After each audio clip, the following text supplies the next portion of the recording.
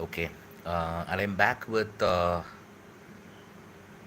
some spiritual content today. Okay, because I did not get a lot of viewers in the last few videos because everything was Sanskrit, and I'm still mad about Sanskrit because I'm going through it. Okay, that is a different story. Okay, I don't want to get into it right now, but yeah, I want to tell you a lot of things after observing many things these days. Okay, especially how people go to gurus. Okay, for enlightenment, they are seeking something and they are finding some gurus, and the initial experience of spirituality is very very good. So whoever gives you the initial experience in whatever form, in some way you will feel kind of attracted to that person. Okay, whether it is borrowed, okay, or whether it is original, it is not a problem at all, because not everyone is spiritual, not everyone is seeking beyond this ordinary life. Many people stick to the paradigm, okay, the paradigm of life, which is this: you are born, then you're admitted to school. Without your knowledge and without your consent, without your admission, you're admitted to school. I mean, this is how it works. I'm not saying whether it is bad or good, okay. This is how it works, right? Without your permission, you are being given to the school's, like responsibility for like 9 hours every day. Okay, they take care of you. So your parents sent to some other place, which is a business. Okay, because today we have to accept this: education today is a business. Education is a business today. It was not like that in the ancient days, especially in India.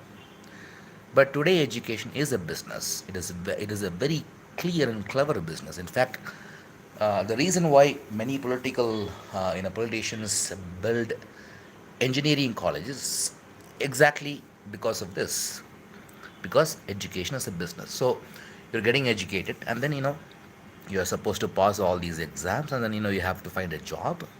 Then career is the next important. You keep running, right? Running, okay, because you're constant. For example, how many homeworks have you done every single day? Okay, every single day, how many homeworks have you done? You are not allowed to play. You are not. There are always this examinations. Okay, exams, public exams, quarterly exams, half yearly exams, public exams. These exams suck, I'm telling you. Okay, most of the education that we get in the school days is completely useless because we forget it. Nobody remembers. Do you know how chemical reaction happens between copper sulfate and mercury? No, right? So you don't know, right? Do you know when the date? Okay, when the first World War happened? Can you tell me without referring Google? No, right? Or if I want to ask about some, if I give you a poem in English and figure of speech and everything, if you ask about all these things, will you be able to solve it? Or if I give you a algebra calculation, something in mathematics, okay, something in statistics, algebra, whatever you're studying, man, science. How much science do you know? How much chemistry do you know right now? And how much chemistry did you learn during school? How much physics do you know right now? And how much physics did you learn in school?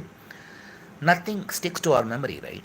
But I'll give you one example. Okay, if somebody is learning Vedas, okay, whether Vedas are important or not important, whether Vedas are relevant or not relevant, whether Vedas speak something which is true or not true, is not the point of this discussion. Somebody is going to Veda Padashala, okay, and they are listening and they are repeating the Veda shlokas, and then for all their life they will be able to at least chant those mantras, whatever they have learned during their entire learning period. They will be able to make use of it without a single syllabus, without a single sound, because Vedic tradition. I mean, I'm not here to glorify the Vedic tradition, but since I love Sanskrit, I somehow, get attracted to, like, I'm admiring this because I clearly gave you two examples, right? Modern education system where you learn a lot, learn a lot which are even useful, okay, scientific facts. If you're learning Vedas, probably, yeah, practical. I mean, I'm going to be very, very practical here. Practically speaking, it doesn't give you any benefit, right?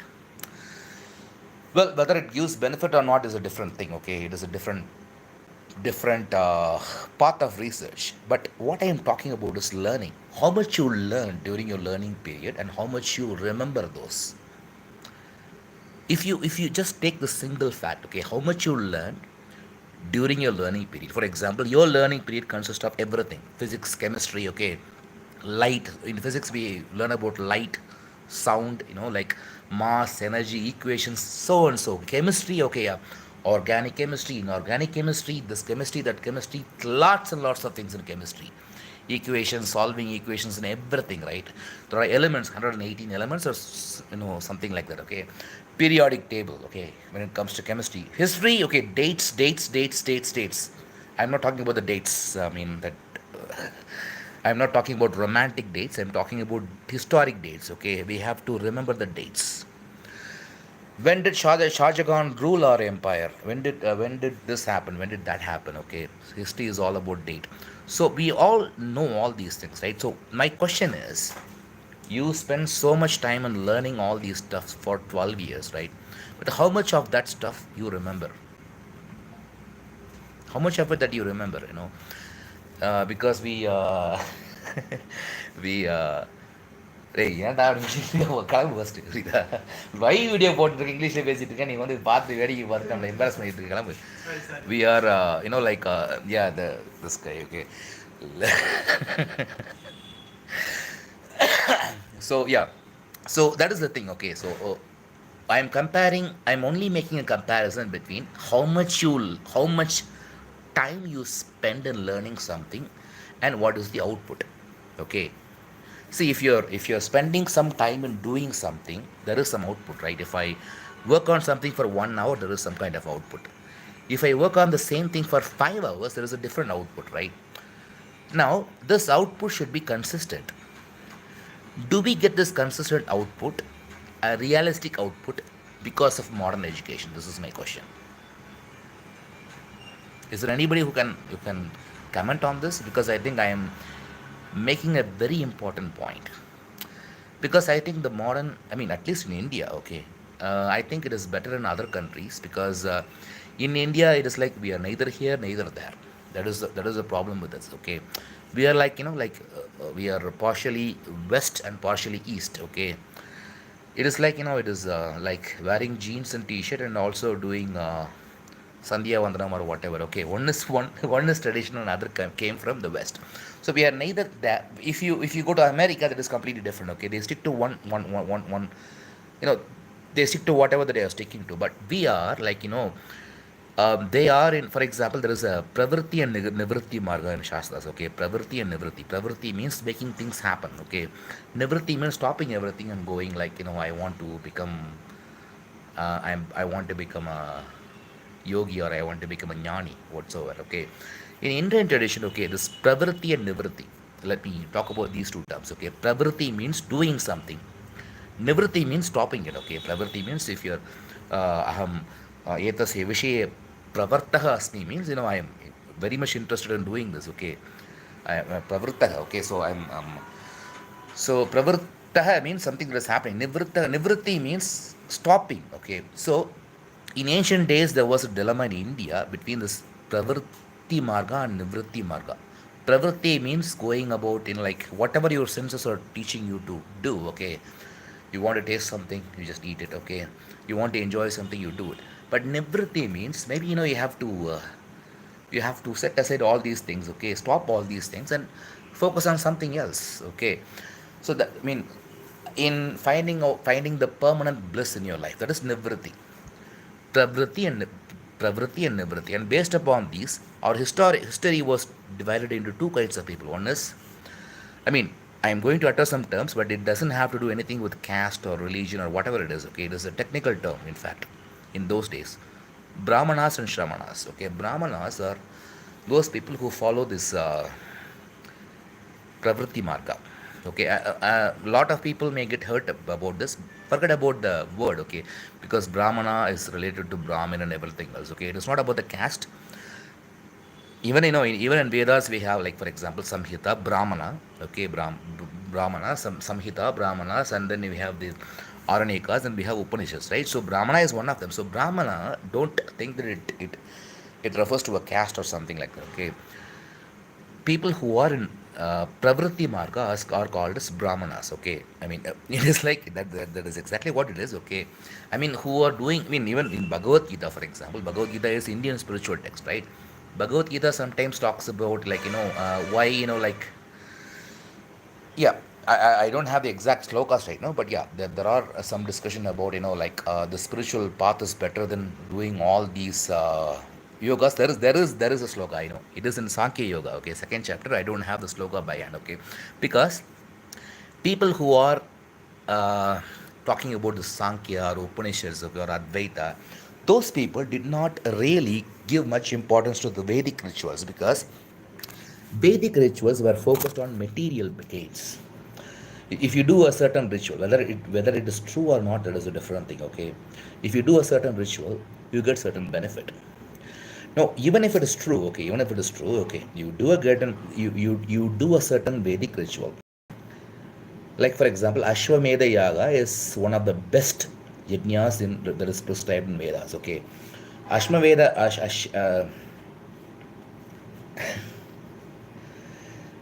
Yaga is usually done by kings. Okay, there is a procedure regarding, like, I don't even remember the exact procedure, but what they will do is they will tie this. It is regarding to horse, okay, and finally they will sacrifice the horse. I don't remember all these exact procedure, okay, but this that Ashwamedha Yaga is one of the main important. In fact, Chandogya Upanishad opens with this topic. Okay, who is this guy, man? Okay, I think this is turning like a scam right now. Hello, hi, where are you from? This looks like a private chat or something, man. Fuck off, man. This is not a place for guys like you.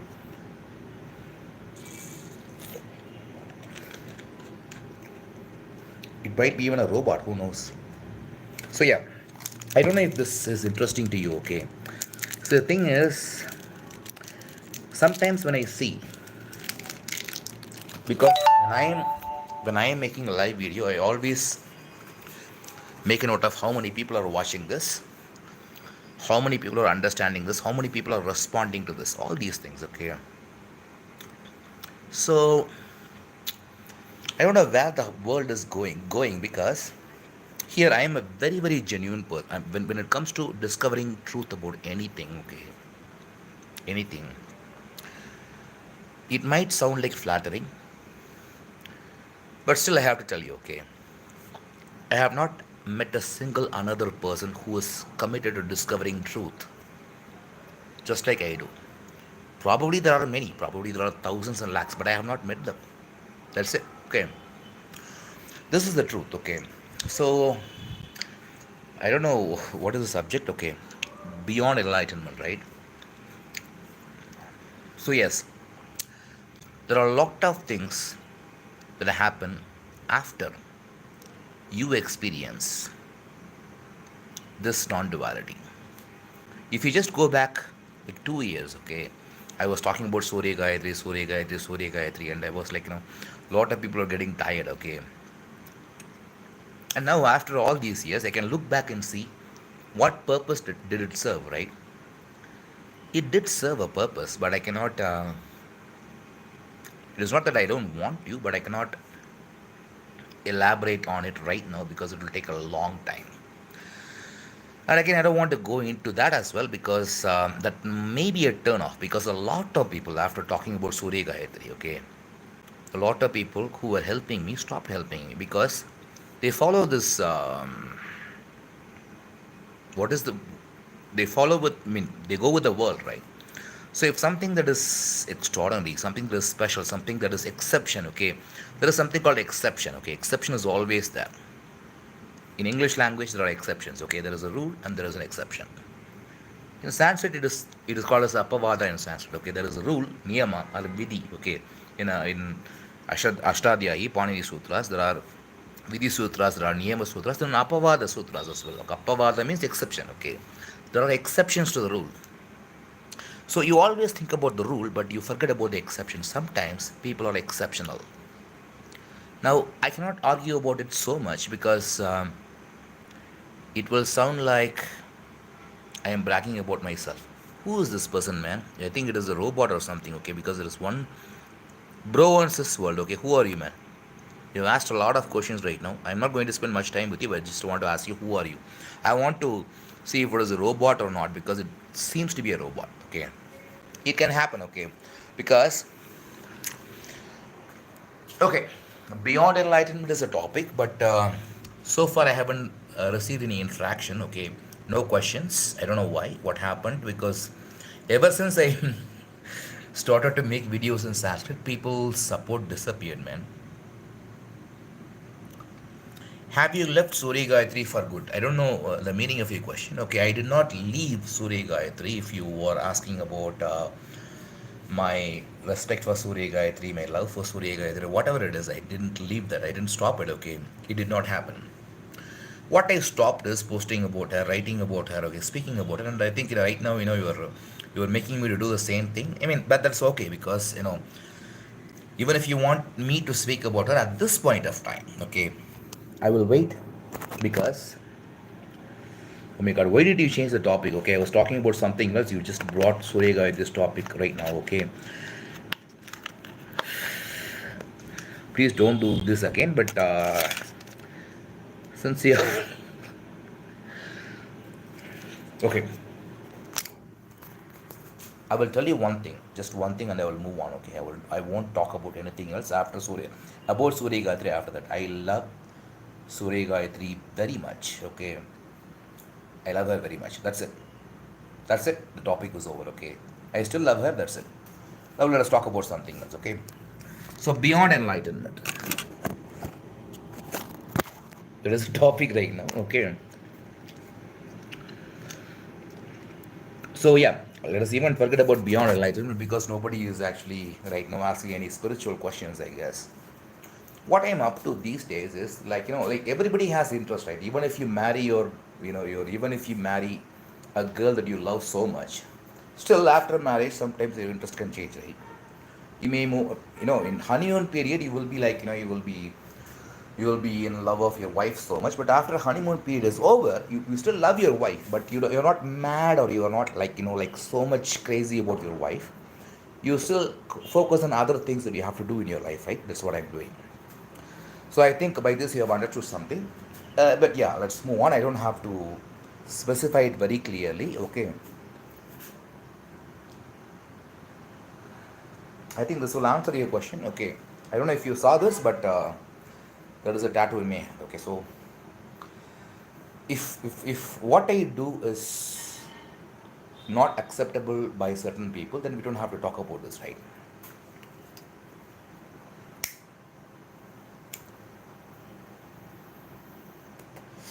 I'm very curious. Why don't I see anybody who used to comment and reply on my live videos before? Okay, I don't see those people. I mean, I was able to see them last month, like 2 months before. Like whenever I make live video, are you tired of my Sanskrit videos? I mean, like I don't know, whether I should.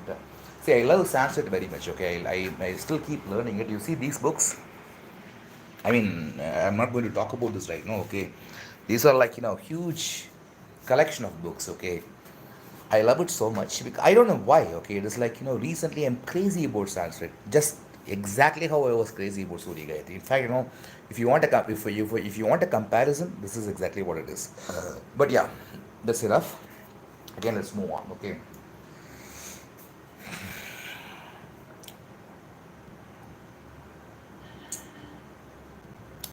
Okay, so why do you think Vishishtadvaita is true and Advaita?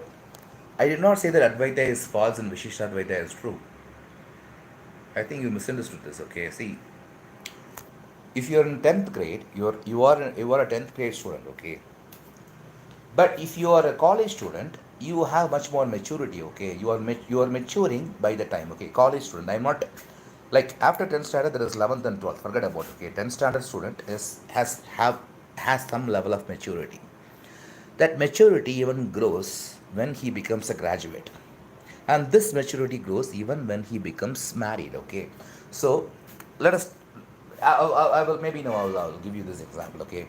Adi Shankaracharya, I have huge respect to him. He is the best. When it comes to Bhashyas, I have not read commentaries of Madhvacharya who talked about Dvaita. Okay, Dvaita means Paramatma and Jivatma are different. That is the philosophy of Dvaita as per the understanding of the modern world. I have to add this as well because that is how modern world understand this. Okay, but Dvaita is a stage. That is the truth. The peak is Advaita. Peak Advaita is a peak, like Mount Everest. Advaita is a peak. Okay, peak is of the Advaita. Remember this, okay? Dvaita, when you are in Dvaita, you are in the bottom of the hill. But if you want to reach the peak, you have to go to the peak of Advaita because Advaita is the peak. Advaita, that is exactly why everybody sees Advaita because if you are standing in the peak, everybody will recognize you. The reason why world recognizes Advaita better than Vishishtadvaita because the reason is Advaita is in the peak. Advaita is the peak. Remember this, write it down, okay? At peak and truth are different things, right? I mean, it is not even about truth, okay? Peak and final stage are different thing. If you go to the peak, if you are, for example, you're going to trekking, okay? After a very long struggle, you reach the peak of a mountain. Will you stay there or will you come down? Will you come down? Now, if somebody is coming down in Sanskrit, this is how he is coming down. Saha avatarati. Saha avatarati. Saha avatarati means he is coming down from the top. Okay, he has reached the top and he is coming down. So that is called as avatarana. Avatarana means coming down. Okay, so Saha avatarati means Krishna avatarati means Krishna is coming down. Now avatarati and avataram, they have a relationship, just like Gayati and Gamanam, Gayati and Geetam. Okay, Geetam. Yeah, Geetam. Or Gayanam. I don't know much Sanskrit. Okay. So, or Nrityati and Nrityam. Okay. Or, like Vachati and Vachanam. Okay. So, whatever it is, okay, there is Avatarati is a verb, Avataram is a noun. Why do we call Krishna as Avataram? Avataraha. Krishna Avataraha, we say that, right? Because first he reached the peak, which is Advaita, and he came down again.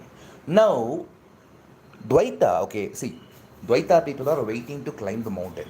They have not attempted to climb the mountain yet, okay. But people who are experienced Advaita, they have climbed the mountain. They are on the top, they are on the peak. But after climbing the mountain, make your home there. You can stay there forever because everything is there. You can find fruits, find water probably, you can find some way to, some way to live your life. But if you come down, especially in ancient periods, right, if you come down and tell them, okay, see, this is the way to go to the mountain. There is a wonderful place up there. Okay, I have come down to tell you all these things. This is the avataranam. And Avatara's job is to tell these people that, yeah, I have gone there and I have come down again. Now, Dvaita and Vishishtadvaita people are in the same level. In the same level, but there is one difference. Dvaita, okay, if you are like, it is, they are like stages, okay. Dvaita is here, Advaita is there, and again Vishishtadvaita is here, exactly in the same place. Okay. I think Vishishtadvaita is more like Dvaita than Advaita. No, it is not true. As I said, I don't know if you followed my example, okay. Okay, you have not climbed the mountain yet, right? You have not experienced everything. Maybe, imagine that it is like a mountain of magic, okay. Everybody is waiting on the queue to climb that mountain, and you are one of them. Now you are in Dvaita. But you have climbed the mountain, you are in Advaita. But you are coming down after climbing the mountain, then you are in Vishishtadvaita. It is special, okay? You have decided to come down, right? Do you understand the difference? Let us talk about the example of Rama and Ramana Maharshi as well. Ramana Maharshi and Rama. Ramana Maharshi is in the peak. Rama has gone to the peak and has come down. That is why he is called as Avatara. Do you understand this? Avataranam means, it is a simple Sanskrit word. Avatarana means climbing down. Okay, like if you're, for example, if you're in the second floor and if you're coming to first floor, I can tell you, okay, tvam avatarasi means you are climbing down right now. Okay, tvam avatarasi, saha avatarati means he's climbing down or she is climbing down. Okay, no, sa avatarati means she is climbing down. So that is the way it is. Okay, so avataranam is a very, very, very basic, simple word in Sanskrit. Avataranam means coming down. Where are you coming down from? If you're coming down from something, you should have already reached the top, right? Now let us differentiate between Ramana Maharishi and Rama, because both of them have the same root. Okay, rum means not the alcoholic rum. Rum is a dhatu in Sanskrit. Rum means ramate. Okay, ramate means he is enjoying. Saha ramate, he is enjoying. So rum is the root dhatu in Sanskrit, which means to enjoy. Okay. The reason why Ramaha is called as Ramaha is because people ramate. Okay, Janaha ramate. Ramasya karana Janaha ramate. Because of Rama, people are enjoying. That is the meaning of it. Okay, so that is why Rama is called as Rama. Okay, Ramana Maharishi is also called as Ramana Maharishi, and Ramana Maharishi is also the same root. Rama and Ramana Maharishi have this, they share the same dhatu of Sanskrit, which is Ram. But what is the difference between Rama and Ramana Maharishi? Ramana Maharishi was in the peak. It is literally true because he was in Trivandamala in the mountain. Okay, but Rama was, where was Rama? In the Sharayu River. There is a Sharayu. I think it is Sharayu. I don't remember the names very clearly, but in the theorem of Sharayu River, in the bank of Sharayu river is where the Ayodhya is located according to Ramayana. I think so. Okay, so he is in the valley, but Ramana Maharshi in the peak. Ramana Maharshi is the perfect example of a person who is established in Advaita Vedanta. He is not into Maya anymore. Maya cannot capture him, but the same Ramana Maharshi, just like coming down from Tiruvannamalai hill, if he literally came down from his Advaita level, he will be in Vishishta Advaita, because this is a special Advaita. This is the difference between Avatara and Jnani. Okay, Avatara, it is like Bodhisattva. Do you know Bodhisattva? Bodhisattva in Buddhism means that Bodhisattva stays there, still everybody else is enlightened. Okay, this is that. I don't care if I'm telling you a very profound truth. It is just coming to me right now. Okay, I'm telling you. Okay, so I don't care how many people are watching it right now. I hope that many people will watch tomorrow or sometime. Okay, but yes, this is what it is. Okay, so now talk about Ramana Maharshi. Let us talk about Ramana Maharshi and Rama. Okay, Rama is in Vishishtadvaita because he is an Avatara. Ramana Maharshi is in Advaita because he is in Jnani. There is a difference between Jnani and Avatara.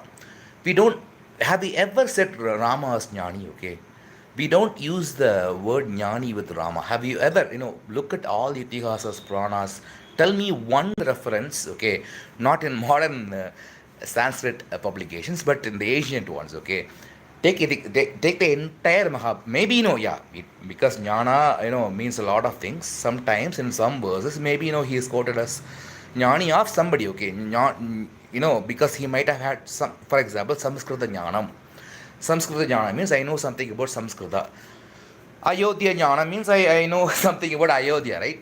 Something like that. Again, I make some mistakes in Sanskrit. Don't worry about it, okay? I'm improving it. So, but yeah, my point is this. Ramana Maharishi was very, very blissful, right? He was so happy. And there are anecdotes saying that even when he was undergoing a surgery, no anesthesia is given. But consider Rama's situation. Have you ever read Valmiki Ramayana? See, Ramayana was so disturbed after missing Sita. Now, if you think about it in a materialistic way, okay, somebody who is not enlightened, somebody who has not seen the top,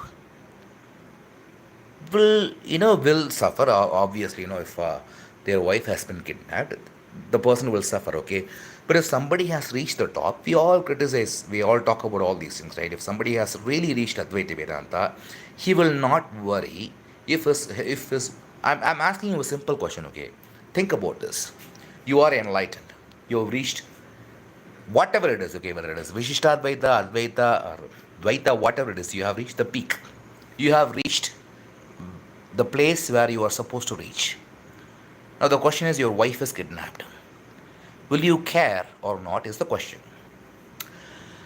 Now, if you don't care and if you're still married, believe me, your life will be a hell. Because your wife will call everybody, will call the police as well. Okay, this guy is not even carrying me after getting married.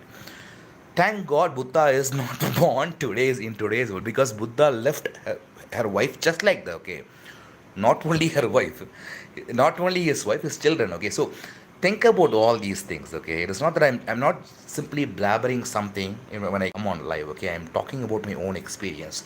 There are a lot of subtle things to look at. So, see, I have already told you very clearly. Yes, Vishishtadvaita is the final stage, but when I say final stage again, it is an optional. Okay, it is. See, the thing is, see, I'll give you one example. Okay, you are very very hungry. You are in search of food. You also know that a lot of people are hungry. You are searching for food. Now you are seeking. Okay, and if you have got food, thankfully for some reason you have got some resource. Okay, that can feed you. You have got food and you're eating. Now your ultimate desire is fulfilled, because so far you have doing a lot of efforts for finding food. Finally, let us assume that finding food and mukti is same. Okay, moksha is same. You have attained it. You have find food. Now you also think about this. Okay, I have found food. I have ate. But what about the other people? Let me go back. Okay, wherever I came from, let me go, because many people are searching for all those things, right?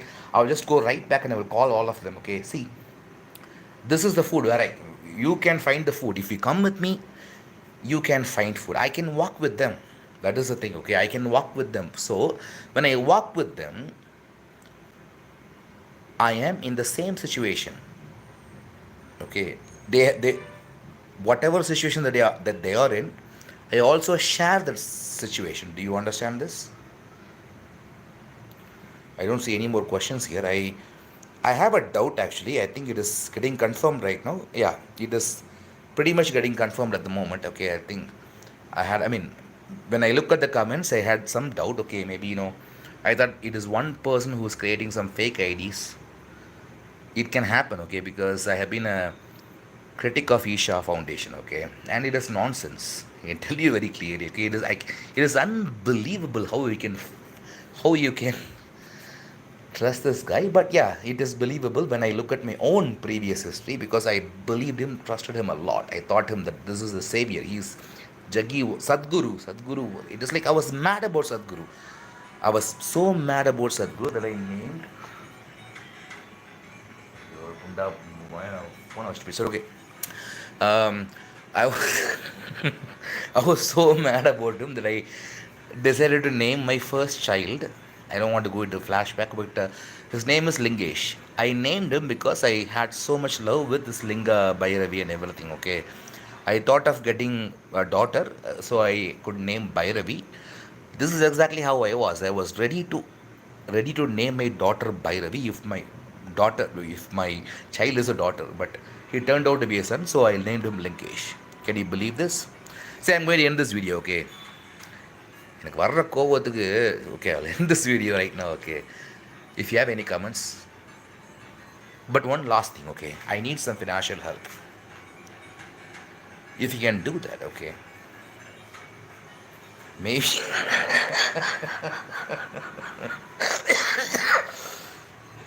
See, these days I don't usually laugh at jokes, but I laugh at these comments. Maybe Sadhguru is also an avatara. This made me to laugh like anything actually. So you are making me to stay back, right? இவனுக்காக நான் யூரின்லாம் control பண்ண முடியாது. I don't want, I have to go to bathroom, okay? Okay, man, okay. Shall I do one thing?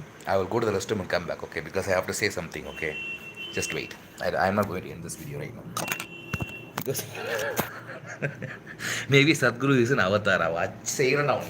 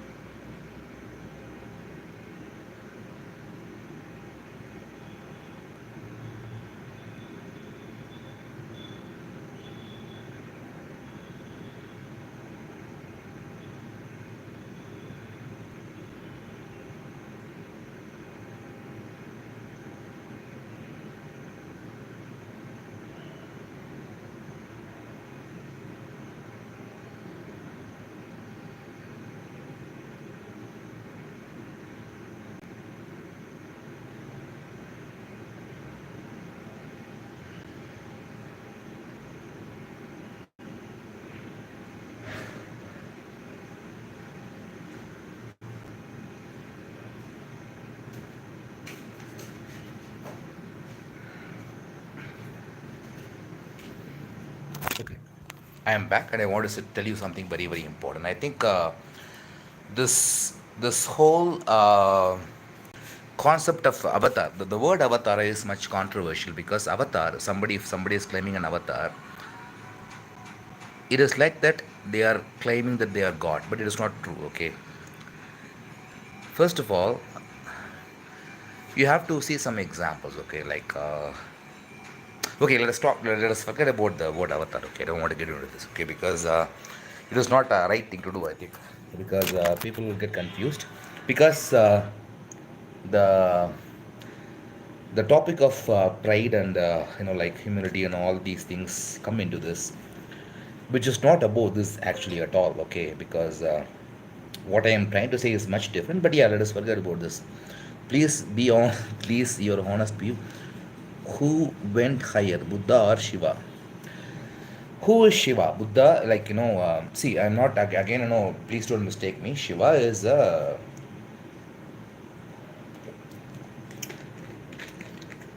name of a god.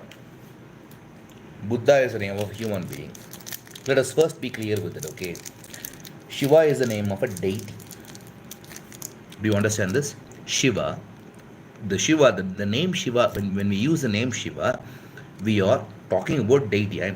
I'm being very, very, for example, when I speak, it has to appeal to everybody, right? I don't want to appeal to one particular audience. Generally speaking, Shiva is God. Buddha is a human being. So where is the confusion? Who went higher, Buddha or Shiva? What is this question all about? I don't understand because Buddha was a human being. Shiva is a god. Buddha was a human being because Buddha Siddhartha doesn't exist anymore. I mean, according to our general understanding, we don't have to go far into it. Okay, according to our general everyday understanding, Buddha is no more. But Shiva is still there. I mean, you can go to Shiva temple, he is there. Okay, when you say darshan of Shiva, you are talking about having a darshan of Shiva who is still there, sitting as an idol. He is a god. So please be very clear. I mean, who went extra mile? Like, who went extra mile? Like, we can talk about two historic people.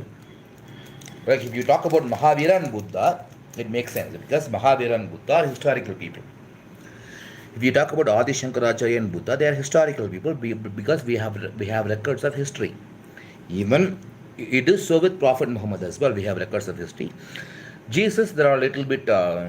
There are some variations regarding those theories. Like some people say that he never existed. Some people say that there is historic record. So when it comes to history, you need to first focus on historical period. We have something called historical period. Do you know when the historical period starts? The period when it is last 5,000 years. Okay, the last 5,000 years. That is a historical period because only after then we had a written record of what happened. Before that, we only had oral records, and oral records can be forgotten. But written records, if they are written in permanent ways, in some, for example, Sumerians wrote There are records in clay tablets and everything, right? And it is staying there. Even in Harappa and Mohenjo-daro civilization, they were making seals, and those clay seals are still there, right? We have archaeological evidence. Is there any archaeological evidence for existence of Shiva or even Rama? Buddha, it is there. Shankaracharya, it is there. I mean, don't think that I am talking about one particular religion. It is there about many Hindu people, right? For example, Adi Shankaracharya, Ramanuja, Madhvacharya. It is there. But Rama, it is not there. Buddha, Shiva, who is Shiva even? At least Rama is a character in Itihasa. Shiva is a god. Okay, see Rama. First of all, let us be very clear about Rama and Shiva. Okay, at least in religious perspective, Shiva is a god like Vishnu. Okay, Vishnu and Shiva are similar because Shiva and Vishnu, they are part of Trimurtis. But Rama is not a part of Trimurtis. Rama is an avatar of Vishnu. Do you understand the difference? Because I think you between Buddha, this guy is not even talking about Rama. He's talking about Buddha and Shiva. I'm telling you very clearly, Buddha is a historic person. According to history, I mean, I am not denying the existence of Shiva, but I'm only denying only this. We don't have an evidence of existence of Shiva. Okay, Shiva might have existed, but we don't have evidence. But Buddha did exist. We have evidence. Do you understand this? It is like this, okay?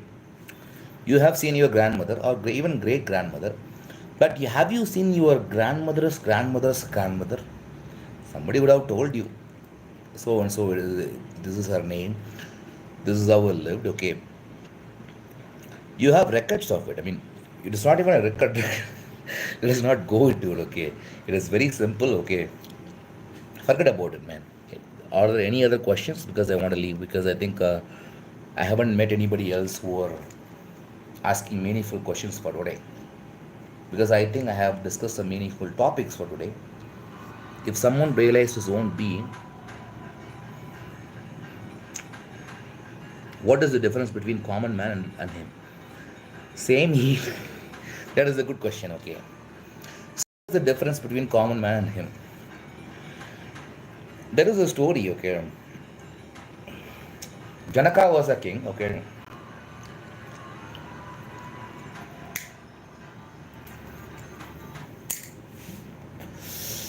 Janaka was the king of an empire. It is just a story. I don't know. Again, don't talk about history, but because these kinds of things happen, I know that, okay? Everything can happen. So your question is this, right? What is the difference between a modern human being? Because there is a Zen saying, okay, even after enlightenment, you fetch water. What is that? Fresh water, and there is another thing. Okay, it is a very beautiful saying, by the way. Okay, I don't remember this. Yeah, you still do the same thing, but your attitude and your experience is different, right? Your experience. See, let us talk about school, okay? A student, a first grade student, comes to school crying, okay, complaining, okay, I don't want to go to school. A teacher also comes to school, the same school, okay, but the student is much more miserable. The first grade student is crying. The student is also coming to the same place, but he is crying, and the teacher is a little bit happy. When the principal is much more happy because principal or correspondent is the one who started the school. But again, you can tell me, okay, yeah, because the child has to do homeworks, but the teacher doesn't have to do that. Actually, it is somewhat true with this topic as well, because a seeker has to do a homework, but an enlightened person doesn't have to do a homework. Do you understand the difference? A school child has a lot of things to do, okay? Because when I was a child, I used to think, okay, if I become an adult, I'll be much more powerful. I will be much more. In fact, I can tell you, a lot of people talk about missing their childhood. I miss my childhood too because of some wonderful experiences. But still, I can tell you one thing: I'm much more happier today than I was when I was like 9 years old. It is true, and that is exactly how my own spiritual journey helped me, because I was very much suffering. So I think I'm an exception, because I'm a person who actually suffered a lot psychologically. I have even mentioned this in my Amazon profile. If you search for my book, which is the truth about enlightenment, in my profile it will say that I had gone through some psychological troubles, and I did not mind saying that, but only after seeing the reactions of people, I thought, okay, maybe these people are in, like, they don't look at things from the same point of view that I am looking at it. Okay, see, that is what I can tell you. Okay, it is like, I don't have any other issue. Okay, because see, the trouble arises only when I want to help people. For example, I have some tasks in my mind, so only then I require money and everything. Otherwise, I have survived in many situations without any kind of help at all. Do you know this? I was in jail after all. So it is not something that I'm worried about any longer. Okay, my life is in the hands of my prarabdha karma. It is not even in the hands of God. Okay, as per the Indian tradition, everything happens according to prarabdha karma. Dagi was the video mutta punda, he doesn't know anything. Okay, forget about him. Okay, he is an useless piece of shit. Okay, I can tell you very happily, very confidently, without even having a single doubt after I experienced everything that I gone through. Okay, but just say that I'm on it. I mean, I heard you. Okay, I think there is another question. Yeah, I already answered the question. I mean, I heard you say that Buddha went extra mile than Ramana Maharishi last time. I was curious if Shiva also. Okay, I remember this. Okay, that is a different topic because I was talking about the most details of the Advaita Vedanta. Okay, so the thing is, first of all, we have to recognize one thing. Okay, whether we talk about Adi Shankara, Buddha, or what is the other? Shiva. Okay, Shiva. Shiva is a god, man. He's not a human being. Okay, forget about him being. I think you were influenced by Sadguru, Jagi, Pundama, or what. I don't understand that. Okay, but Shiva is a god. He's not a human being. Okay, as per the Hindu tradition, he is not a human being. Shiva is God. Period. Shiva is God. Okay, we worship Shiva. We don't consider Shiva as human. Forget about anybody who said Shiva is human being. There is no record of anybody existing in the name of Shiva who created everything that Shiva did. Okay, so forget about all these bullshit, because I think you keep asking this question. Shiva is God according to Hinduism. But yeah, I can talk more about Shiva and this word and everything. Okay, I can talk about the history of Shaivism and everything. But if you're a Sadguru follower, I can't help it. Okay, because he's pouring a lot. அதாவது மனசாட்சியே இல்லாமல் பொய்ய வாயிலிருந்து vomit எடுக்கிற ஒரு ஆள், ஒரு நாதாரி புண்டாமோன சத்குரு தான். Sadhguru. Let me switch back to English, okay? Because if I talk in Tamil, lots and lots of bad words will come. Okay, I don't want to get into it. Okay, let us stick with English. That'll be better. Okay, because this let us stick with English. So yeah. See, yeah, I did say that Buddha went extra mile based on what he has said. Okay, based on the things that I have. I mean, I see. I have a lot of respect towards Adi Shankaracharya, but again, I have not. I have only see when we discuss about these things. Okay, these things have a lot of depth, especially when we talk about texts. Okay, forget about the experience and all these bullshit. Okay, I have experienced everything, man. Okay, Jagivaste Pundamola, I have experienced now. I don't know anything. I have never read Bhagavad Gita, I never read Purana, Ella Pundama, me Pandana. Now, but I am Gnani, Sadguru. The Mari I mean, see, when I think about this guy, Sadguru, okay, he is the worst. I mean, he is a. இவெல்லாம் ஒரு மனுஷன் புண்டாமலாம் வந்து இவனே சத்குருன்னு நம்பிட்டு இருக்கானுங்க பார்த்தீங்களா, அதெல்லாம் பெரிய தப்புங்க. காரி துப்புன்னு இந்த உலகமே ஒரு நாள் நடக்குங்க கண்டிப்பாக. I know it will happen. Okay, don't worry about what I said in Tamil. Okay, if you don't understand Tamil, let us move on. I was asking who is greater. Okay, so your question is who is greater between Buddha. I know about, I see, I am not saying that you are a follower of Sadguru, but I am just saying that this is it. I'm just reminded about all these things. Okay, because when you say all these things, I was just wondering, why are you obsessed about Shiva? Why not Rama, for example? Why not Vishnu? Why is Shiva so? I mean, It is like, like, I it kind of I kind of like in it is an inference, right? Because this guy is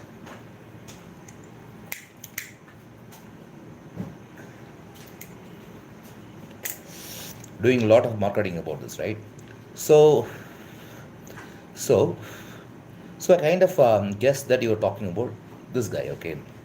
So I don't want to talk about this useless moron. I am going to end this video soon, but so you see, no, don't worry about who's greater, okay? See, first of all these are names, right? In which year are we living in? We are living in 2025, right? And this culture that we are talking about, it has existed for so long, okay?